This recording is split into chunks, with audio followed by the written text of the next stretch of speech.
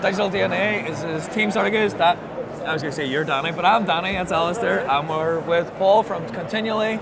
And tell us who you are and what is Continually. All right. So I'm Paul, CEO of Continually.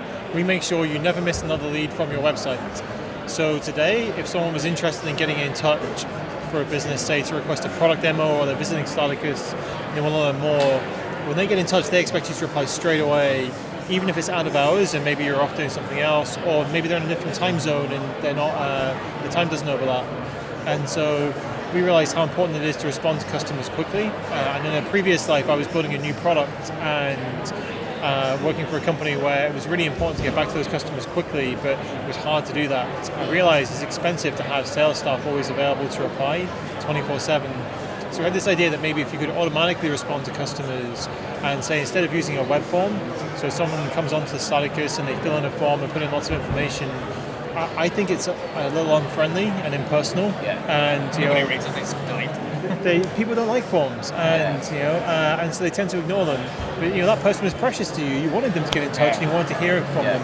So we help you replace things like forms with more simple messaging, and to automatically reply in those conversations to make it kind of more simple and easy for people to get in touch. Help your customer get exactly where they want to get to quickly.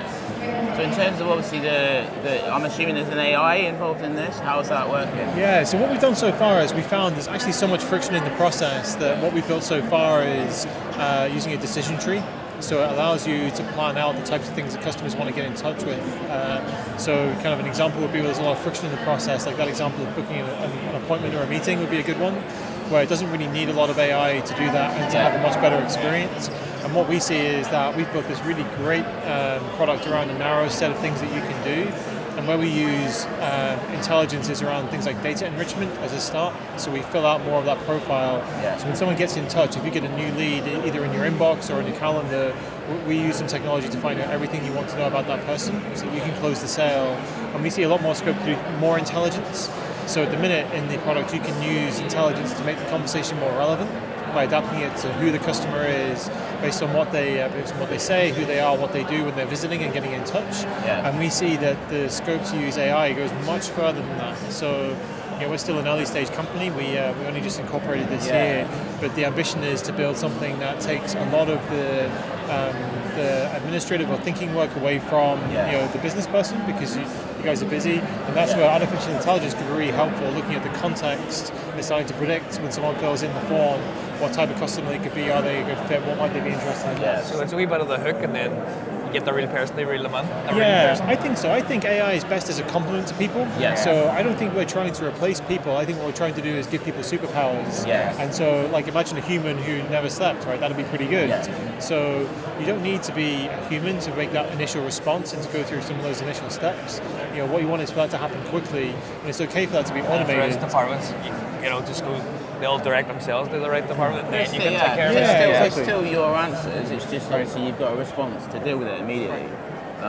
So, obviously, what type of businesses are you going to be going after? I'm assuming it's not massive companies with already existing sales teams. Yeah, I think so. So I think we're looking at everyone below the kind of Fortune 500 scale or FTSE 100 scale, and we've seen interest kind of right across the board from small to medium-sized businesses. Yeah, the CEOs who actually get back to the sales, right, getting up in the middle of the night. Yeah, That's so one of the people I was talking to, they said, I have this live chat thing installed on my site, and I can't wait to get rid of it, because when I go out to dinner with my wife on a Friday night, then my phone buzzes on the table, and I know it's a customer getting in touch, and I feel compelled to respond. And obviously, it's our anniversary. How long? I mean, that's life for a startup founder. Anything we can do to kind of take that pressure to be responsive straight away, that is a real sort of win. And see, a lot of people here relate. Right. This is the spot where everybody will know it. I mean, anyone who works in a startup themselves, startups will feel the pain point of having to deal with constant interaction. And the problem with being in a startup, and you'll both agree, is that you want to act like a big business. Oh, yeah. So it's like the flip. A big business needs to start thinking creatively and be like a startup. the flip It's of that us, is we even need when to you're act, on your own. Yeah, you need to act like there's 15 of you, even if there is only 3. Right. And So, but yeah. I think that's where automation is really helpful, because then you can be honest and say, well, like you can tell people, well, we're a small team, so what we know is get you booked in for a time that's convenient for us. They get the response quickly, but without having to have a team of 15 people to do it. And so the other thing I love about working with startups is that they're really good by giving you direct, honest feedback quickly. So what we found is that I was chatting to someone in the Baths, and they said, "What's your product do?" And I showed them, and they pulled up on their laptop, and they opened up the command line, and they copied and pasted 1 line of code into their site.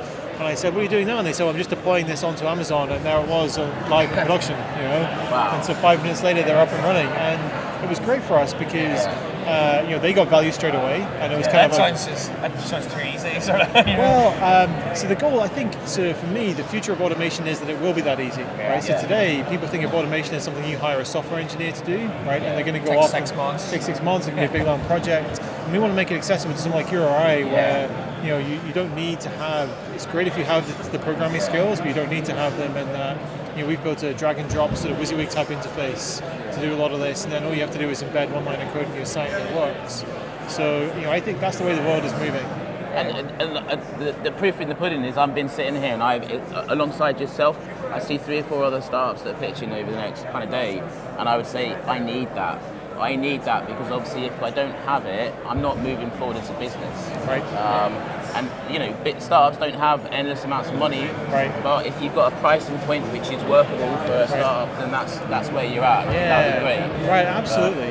And I think all businesses, people spend so much time and effort building their websites and investing money in it, driving traffic and writing great content and kind of getting the design and user experience to be good.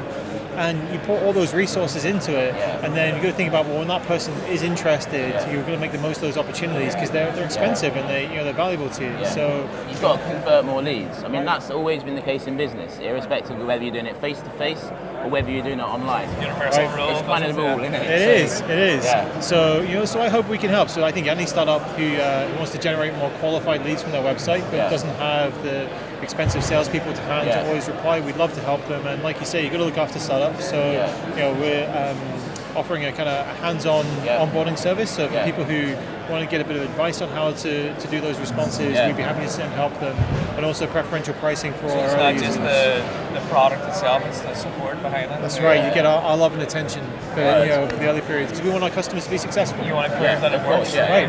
And I'm assuming you've got a pricing point for enterprise solutions as well, so the big end as well. Yeah, that's right. So of course we're open to tackling enterprise customers too. And we have one person who's a 700-person company who ran a pilot with the product. And look, that's great. And I think eventually the business will grow where that will be a large part of the customer base. Early on, what we really want to do is get as many case studies where people are getting real value as quickly as possible. And so speaking to someone who can operate quickly and within right there and then, or within a few days, you can go live. We want to prioritize our time in helping those people. So, for example, someone who's a marketing consultant had a live chat tool on their site. We had a conversation like this, and they said, "You know what? Every time I reply to those people on live chat, they've gone because I was busy, doing work." And so we helped them. They spent a couple of hours setting up a really interesting flow, and they've already closed 2 new customers as a result of doing that. Right? And it's great because the feedback loop for us to see what parts of the platform work best for them and whether their ideas and how it could be more useful. That's really helpful for us. So your business case studies are going to be the ones that drive your business going forward. Right. You're going to be able to validating with the folk you're working with. And then you're going to go out to market and go, look what they've achieved. Right. Exactly. That's the way we're thinking about it. No, awesome. Paul, it's great to have you here. I can't wait to see you pitching. So Paul will be one of the 25 startups that's pitching here, Upstart, our digital DNA. Oh, and a bin has fallen over. So with that, we'll let you get on. Thank you very much, guys. Thank you.